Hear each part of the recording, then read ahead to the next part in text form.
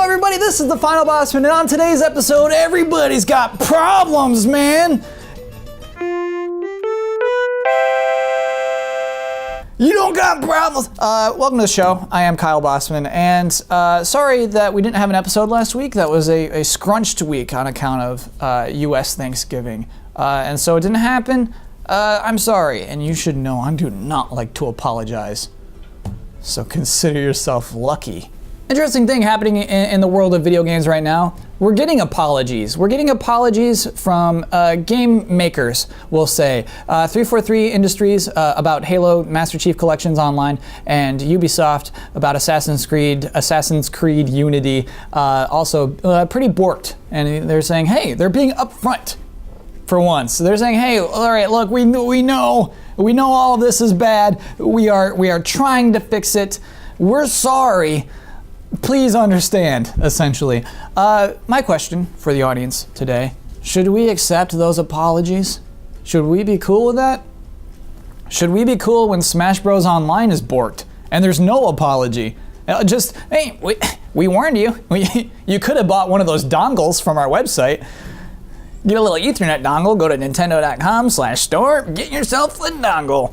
That's the ESPN guy again. Next on SportsCenter, the dongle. Should we accept Drive Club still being a game you can spend $60 on right now? Should we accept any of this? Well, that is why I have devised a metric. It's called ABABAPA. That, of course, stands for acceptable brokenness and bugginess and poor performance allowance. And what this is, it's our tolerance level for what we accept in a game. For instance, let's talk about clipping. Clipping is when two polygons overlap with each other. Clipping happens in like every game. Your character gets a sword and puts it in his or her hilt, and it clips through the hair, and you're like, that sword shouldn't be going through that person's hair, but you know what? I'm gonna let it slide. That is not gonna hurt my enjoyment of this game. That's 99 ABABAPAs. But if you think of like frame rate, if a game's at 30 frames per second and sometimes it dips, oh gosh, this sucks. But you know what? I'm still playing this game. I'm still having a good time. That's 86 ABABAPAs. If you think of like you're playing, I don't know, Lego Marvel Superheroes, for instance, and maybe you're on this level with Dormammu in it that's pretty late in the game, and at the same point in this level, every single time, the game hard crashes, and you keep going back into that level. Someone would say, hey, stop playing Lego Marvel Superheroes, the game's crashing, and you say, no, I want to 100% this, I'm gonna figure out how to do this, and you do it 20 times. Well, that's 67 ABABAPAs. If you think of like, let's say, Escape Dead Island, a game that seems awful. You don't want to play that game. Look at this guy. You don't want to be that guy. You don't want to play a whole game as him. This guy is wearing shorts. You think about that game, it gets reviews where they're just like, this game is broken to hell. This will not work for you. That's like a relief. You're like, oh, good thing that there are game-breaking bugs in that game. I will not play it. I will not feel bad. That is 2 or 3 ABABAPAs. You might notice I specifically use the word bug a lot instead of glitch or fatal error or problem or blooper or insect. And that is because when I did QA testing at a big publisher, you weren't allowed to use the word glitch or anything else. They were bugs, all right? Your product is bug report, so you have to write about bugs. If you can wiggle through an invisible wall, that's a bug. If you can find a place in a game that it hard freezes every single time, that's a bug. If you can find a spelling error in the subtitles, that's a bug. All these things are bugs. And look, you don't have a quota, but please find 3 or 5 bugs a day and we won't fire you, okay? And so that's what was kind of interesting about my job is I'm the enemy of the developers. These poor people who are making these games. On my end, I'm supposed to attack them all day, write up as many bugs I can find that other people haven't found around me. And basically, I am a roadblock.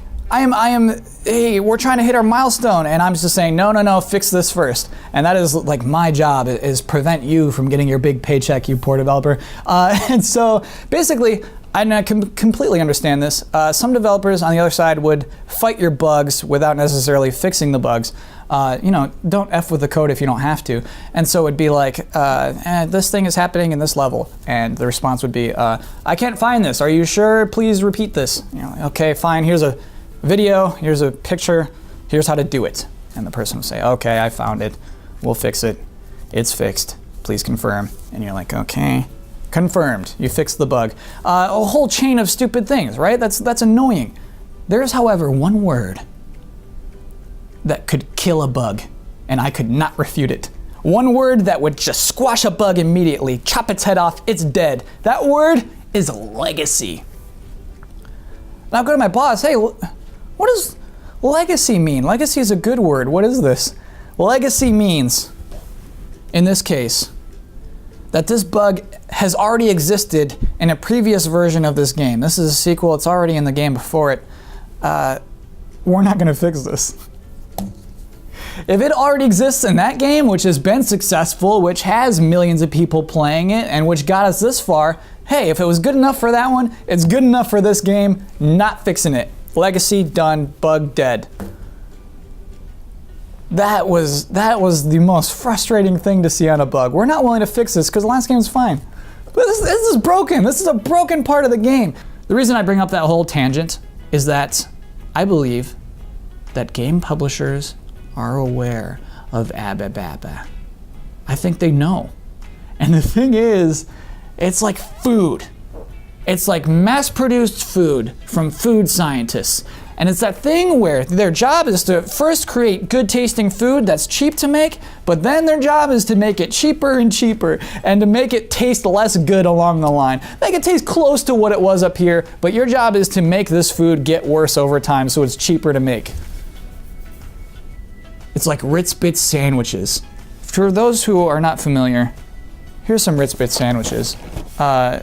These are little Ritz Bits crackers. I mean, look at this box. Look at this thing. That looks freaking delicious, doesn't it? Look at all the peanut butter in the middle. Well, let me show you something. Over the years, what a Ritz Bits sandwich has become is this. And you're like, oh, man, that's not quite as much filling as on the front. Let me spin this around for you. That is how much Ritz Bits peanut butter is in this cracker on the other side. You crack this open, you're like, huh, what? That's like a little smudge of peanut butter. That's not at all what's on the box. That's what a Ritz Bits is now. You know what? And it's not just that one. That is every single, I could pull out any single one of these. They're just pulling the same trick on you every single sandwich. What are you trying to pull over our eyes, Nabisco? You think you can trick us every time? And the thing is, they're not tricking us. We're fully aware that this doesn't look like this, but I keep buying them. Why do I buy all these Ritz Bits sandwiches? It's because they're delicious. It's because I like them. And basically, that's what I'm afraid that video games are. I'm afraid that it's like the publisher's responsibility to be food scientists to like figure out how much we'll tolerate, how bad they can make their games before we're willing to just give up on them. That is the reason I think that, hey, everyone, we need to raise our standards. We need to lower our Abba. When you think of Assassin's Creed Unity and bugs where human faces are missing, you don't think there was a poor QA tester who saw that? Who said, hey, wait, hold up, wait, stop it. These people don't have faces. Look at my, I see eyeballs and teeth, but they're missing faces. There was someone who said, well, not enough of a big deal. The game has to go out. Sorry. That happened. You know, someone made that decision. What's worse, there was another person who said, hey, and look, let's print the disc now, and maybe we'll have a day one patch where we fix that. They didn't fix it. That was never fixed. You think of other games that could have been just saved, and it's just like, hey, why didn't you do a beta? Well, to be honest with you, betas are very expensive, and to be even more honest with you, we're already doing okay with exposure. We don't really need a beta to get us attention. Well, your game is out, and it doesn't work. We're sorry. People are spending $60 on this. Well, I understand that's a lot, but if you think about it, if you factor in inflation, that's the cheapest video games ever been. Carsio, so helpless. I don't know, the obvious solution to any of this is to just raise your standards and lower your Abba. This obvious solution is to stop celebrating that you're buying a game on its first day. However, none of us want to do that. I don't want to stop buying games on day one because I love video games. And I guess I just realized I never wrote the conclusion of this episode. I have no answers this week. I started it, hey everybody, I have a question to you. Should we accept those things? So you do the conclusion of this week's episode. For the conclusion of this week's episode, check the comments below, baby. If you're on Twitter, you can find me at Kyle Bosman. I'll be back here next Wednesday. Hope to see you then. Thanks for watching.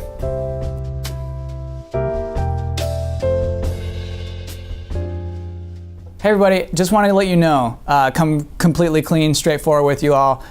This episode has been sponsored by Ritz Bit Sandwiches. I just gotta say, these are the perfect snack for people who love video games. You play your games, you pop it, yo, check this out. There's like a hexagon right here. You can be getting headshots, snacking on crackers all night long, baby. So when you have Ritz Bit Sandwiches, you're getting a good kill to death ratio. Peace out.